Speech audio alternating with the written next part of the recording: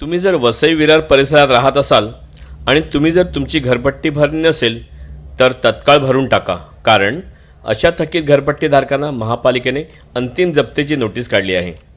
तुमचे अगदी 100 रुपये जरी बाकी असतील तरी देखील आपल्याला अशा प्रकारची अंतिम जप्तीची नोटीस येणार आहे। तर दुसरीकडे नागरिकांनी घरपट्टी आणि पाणीपट्टी लवकरात लवकर भरावी यासाठी महानगरपालिका कर्मचाऱ्यांनी शहरात आज एक रॅली काढून नागरिकांना घरपट्टी भरण्याचे आवाहन केले आहे। या रॅलीत जवळपास 100हून अधिक कर्मचारी सहभागी झाले होते। आज नवघर माणिकपूर परिसरात ही रॅली फिरवण्यात आली। यावेळी जागोजागी नागरिकांनी स्पीकरद्वारे आवाहनही करण्यात आलं।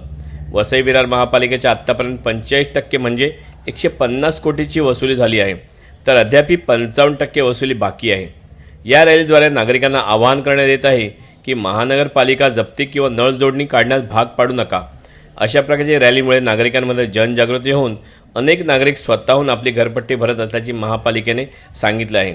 तर 31 मार्च अखेरपर्यंत जास्तीत जास्त वसुली करण्याचं टार्गेट महानगरपालिकेने ठेवले आहे।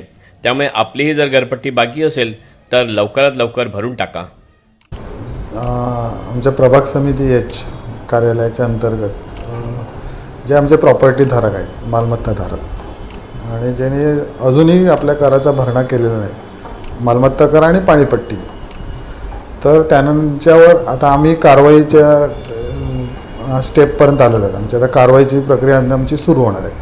तर ती कारवाईच्या आधी आम्ही त्यांच्याकडे एक जनजागृती करण्यासाठी आमच्या शहरामध्ये माननीय आयुक्त साहेब, अतिरिक्त आयुक्त साहेब आणि उपायुक्त साहेब यांच्या निर्देशानुसार आम्ही ही बाईक रॅली काढून एक जनजागृती केली का तुम्ही कराचा भरणा हा लवकरात लवकर महापालिकेकडे करावा।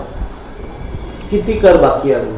म्हणजे आता आजपर्यंत आमची 65% वसुली झालेली आहे, जी वसुली झालेली आहे, पण ते आमचं उद्दिष्ट आहे, आमचं 100% पर्यंत आमचं उद्दिष्ट आहे मार्च अखेरपर्यंत। हा जी रॅली आहे याच्यामध्ये लोकांना कसं येईल?